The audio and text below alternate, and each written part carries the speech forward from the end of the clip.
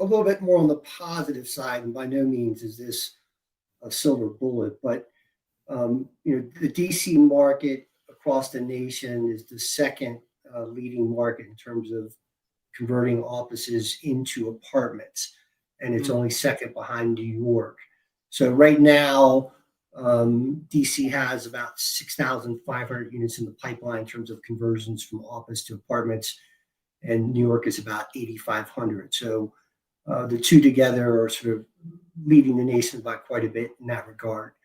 And I think, even though it's clear that some of the administration's policies have had some pretty immediate impact, we're still sort of waiting to see how long it's going to take in terms of what the ultimate long-term effect is going to be on the market. But the Washington, D.C. and extended metropolitan market still tends to be an attractive market from international folks moving into the area. We have a great educational system, great hospital systems.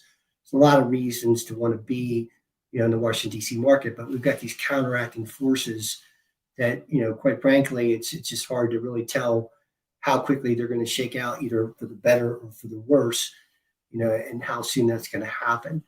I found it interesting in looking at, sort of what are the worst top 10 office markets across the country right now.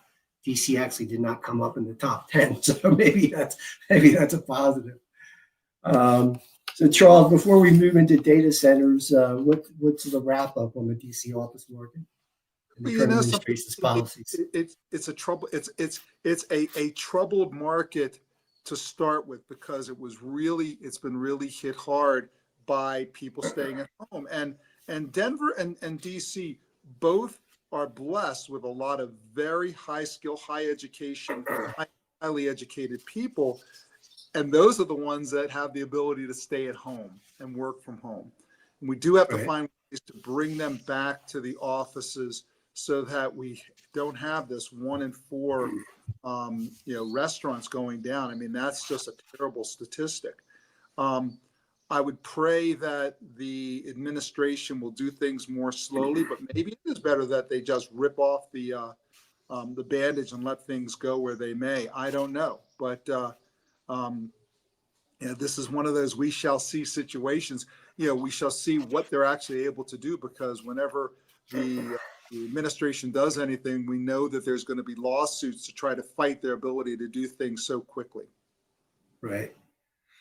All right, well, that's a good wrap up. Moving into a more positive note in the data center development market.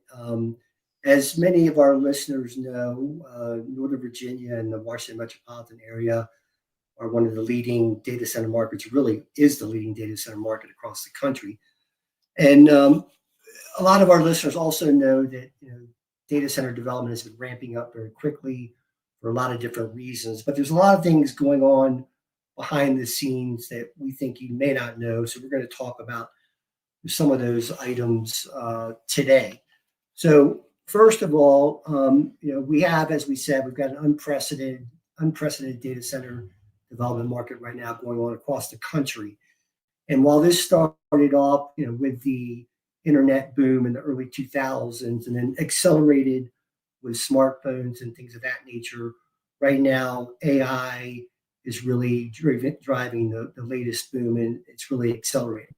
So right now we've got about 33 million square feet of space under construction data center development in the U.S. right now in 2025.